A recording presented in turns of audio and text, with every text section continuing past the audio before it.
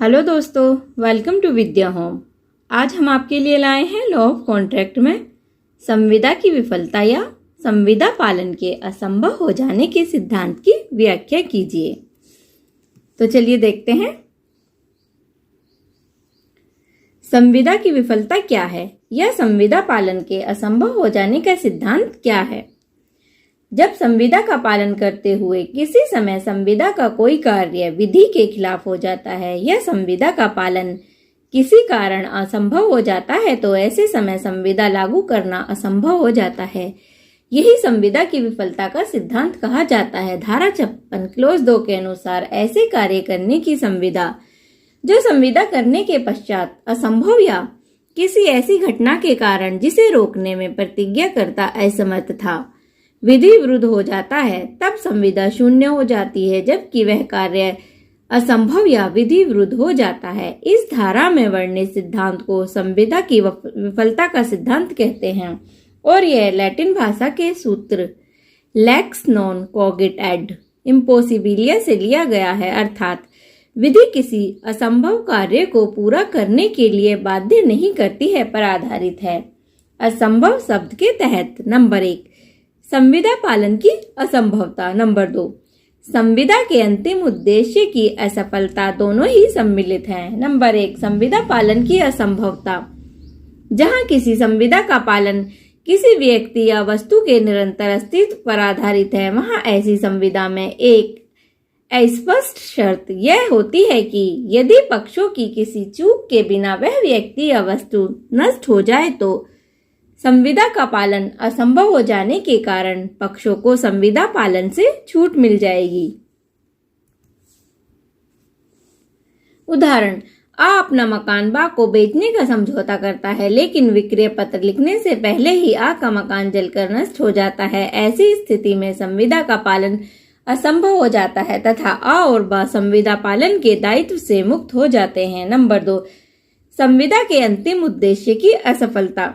जहां किसी संविदा में संविदा का पालन तो असंभव नहीं होता, किंतु जिस अंतिम उद्देश्य के लिए वह संविदा की गई थी असफल हो जाती है, तो वहां पक्षों को संविदा के दायित्व से मुक्त कर दिया जाएगा।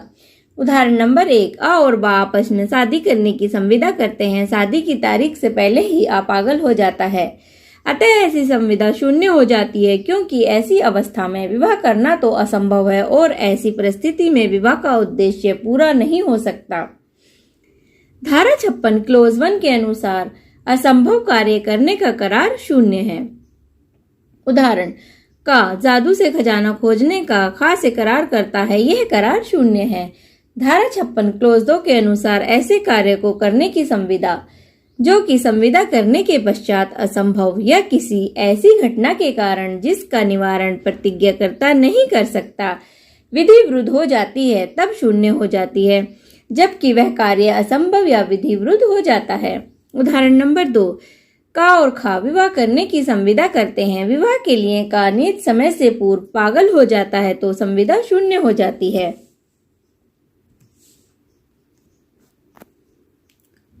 संविदा अधिनियम की धारा 56 के तहत न्यायालय निम्नलिखित आधार पर नैराश्य के सिद्धांत को लागू करते हैं। नंबर 1 संविदा की विषय वस्तु का नष्ट होना। जब संविदा की विषय वस्तु के नष्ट होने के कारण जो कि पालन के लिए आवश्यक थी संविदा का पालन असंभव हो जाता है तो संविदा का उन्मोचन हो जाता है। उदाहरण, टेलर बनाम कॉल्डवेल 1863 बाद में प्रतिवादी ने वादी का संगीत गृह किराए पर लेने का समझौता किया, किंतु संविदा पालन से पहले ही संगीत गृह आग से नष्ट हो गया। वादी ने प्रतिवादी के विरुद्ध संविदा भंग का वाद दायर किया। निर्णय लिया गया कि प्रतिवादी उत्तरदायी नहीं है, क्योंकि संविदा निश्चित न होकर इस अस्पष्ट शर्त के अधीन थी कि यदि पक्षों की किसी चूक के बिना संविदा की विषय वस्तु नष्ट हो जाए तो संविदा पालन असंभव माना जाएगा तथा पक्षों को संविदा पालन से मुक्ति मिल जाएगी। नंबर 2 किसी विशिष्ट घटना का न होना। यदि संविदा के लिए आवश्यक कोई घटना नहीं होती है तो भी संविदा का उन्मोचन हो जाता है। उदाहरण, क्रेल बनाम हेनरी 1903 बाद में बा ने लंदन में स्थित अपने होटल के कमरों को 26 व 27 जून 1903 को किंग एडवर्ड सप्तम के राज्य अभिषेक का दृश्य देखने के लिए आ को किराए पर देने का समझौता किया और आ ने कुछ रकम बयाने की दी, किंतु उन दिनों राजा की बीमारी के कारण जलसे की कार्यवाही रद्द कर दी गई। फलस्वरूप आ उन दिनों कमरों का उपयोग नहीं कर सका। मकान मालिक द्वारा बकाया किराया वसूल करने के लिए वाद दायर किया गया। निर्णय हुआ कि जैसे ही कार्यवाही रद्द होने की संविदा का अंतिम उद्देश्य विफल हो गया था, जिससे संविदा भी समाप्त हो गई, अतः यह उत्तरदायी नहीं है। नंबर 3, पक्षकार की मृत्यु या अयोग्यता। यदि संविदा किसी पक्षकार की योग्यता पर आधारित है तो उस व्यक्ति की मृत्यु या गंभीर बीमारी के कारण या अयोग्यता के कारण संविदा का पालन असफल हो जाता है। उदाहरण, रॉबिन्सन बनाम डेवसिन। 1871 में प्रतिवादी की पत्नी, जो पियानो बजाने की उच्च कोटि की कलाकार थी, उसने एक संगीत समारोह में पियानो बजाने की संविदा की, किंतु समारोह के दिन बीमार होने के कारण वह अपना वचन पूरा न कर सकी। निर्णय हुआ कि वह संविदा भंग के लिए उत्तरदायी नहीं थी, क्योंकि वह इतनी बीमार थी कि वह चाहते हुए भी अपना वायदा पूरा नहीं कर सकती थी और बीमारी पर उसका कोई नियंत्रण नहीं था, इसलिए संविदा का उन्मोचन हो गया था। नंबर 4, संविदा के होने के बाद परिस्थितियों में परिवर्तन।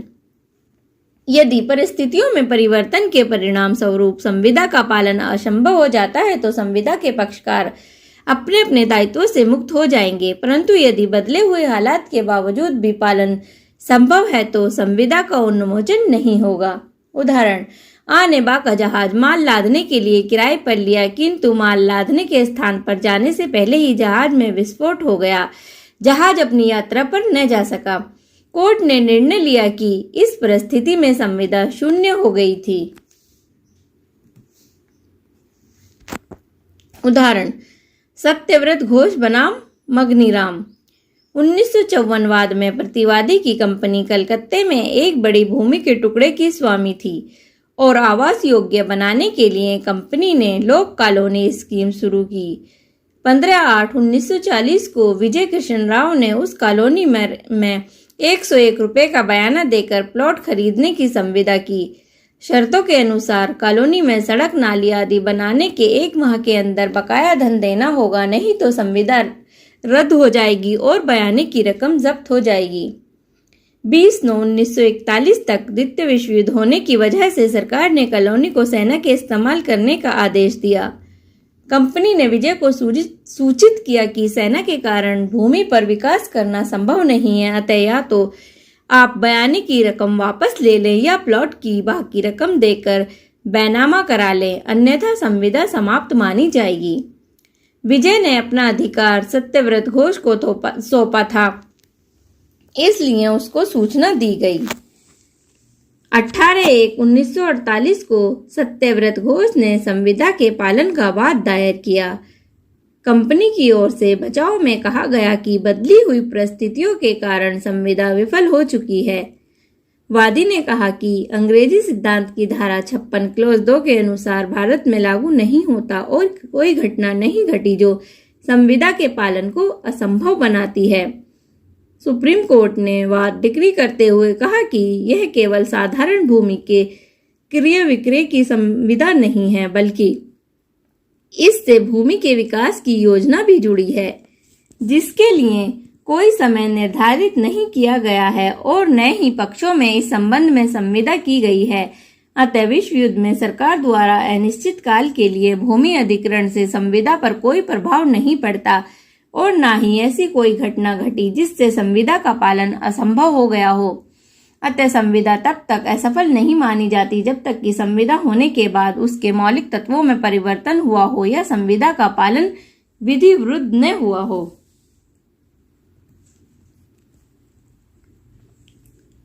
नंबर 5, निर्माण संबंधी संविदाएं।